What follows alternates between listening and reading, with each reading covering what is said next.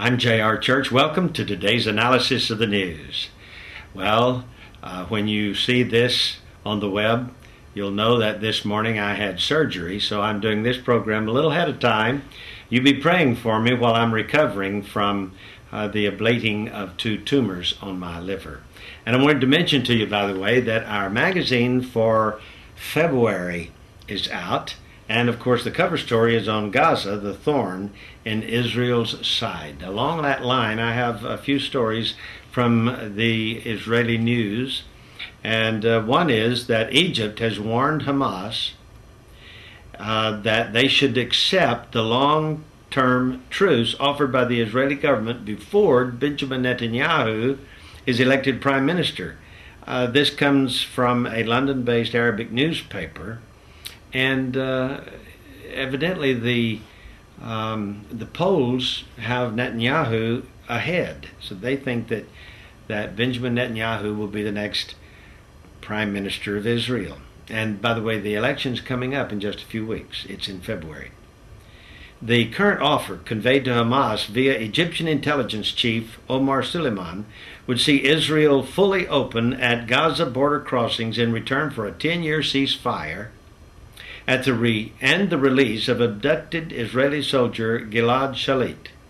To sweeten the deal, Israel also offered to set free 1,050 jailed Palestinian terrorists.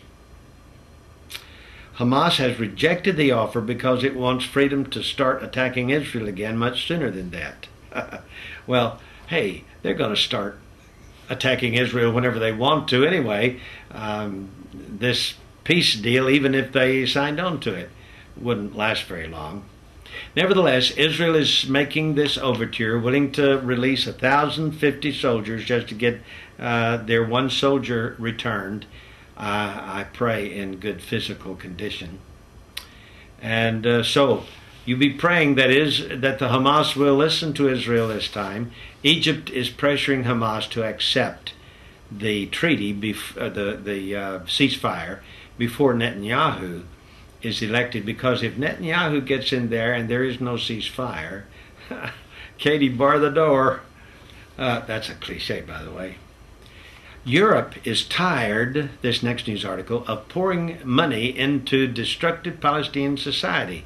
Louis Mitchell, European Commissioner of Development and Humanitarian Aid, toured Gaza on Monday and told reporters that Hamas bears full responsibility for the death and destruction he was shown there.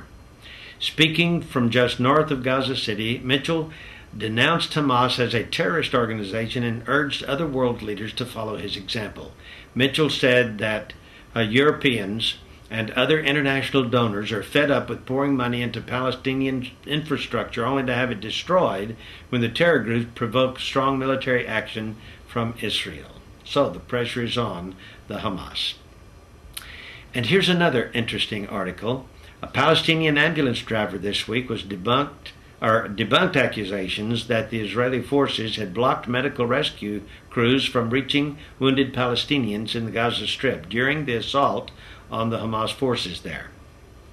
Foreign media had repeatedly reported that Israeli forces prevented the Red Crescent ambulances from attending to civilians caught in the crossfire as the IDF battled terrorists or bombed their positions. Hamas rights groups have reacted to those reports by filing war crimes charges against the Jewish state. But Gaza-based Red Crescent ambulance driver Mohammed Sharita told the Sydney Morning Herald that it was in fact Hamas that made it difficult to reach and treat wounded civilians, while the Israeli army did everything to facilitate access. Quote, "We would coordinate with the Israelis before we pick up patients because they have all our names and our IDs and they would not shoot at us," said Sharita. Hamas, on the other hand, tried several times to steal ambulances or force ambulance drivers to transport terrorists. Sharita recounted that on one occasion during the war he received a call to a house only to find 3 Hamas gunmen who ordered him to get them past a nearby Israeli force. He refused, knowing that aiding the terrorists would put him in hot water with the Israelis, and was eventually allowed to leave. Well, Israel seems like they've taken the high ground. Even though they have gone in with a strong hand against the Hamas, you must understand that the Hamas have shot hundreds of rockets into Israel. And Israel could not put up with that. You wouldn't put up with it. Israel will not put up with it. I cannot tell you that peace is coming. I see a greater war. I see another war in the north, as I've told you before on this webcast. I think the Hezbollah in the north and Syria will attack Israel when, we do not know, but it could be soon. When it is, it's possible then that the biblical prophecy in Isaiah 17 will be fulfilled, and Damascus will be destroyed. That should bring on the battle of Gog and Magog. Will it be this year? I don't know. But keep looking up. I'm convinced that Jesus is coming soon. And by the way, if you don't know him as your personal Savior, trust him today. He loves you, you know. He died for you. I'm J.R. Church. We'll see you again tomorrow with our analysis of the news.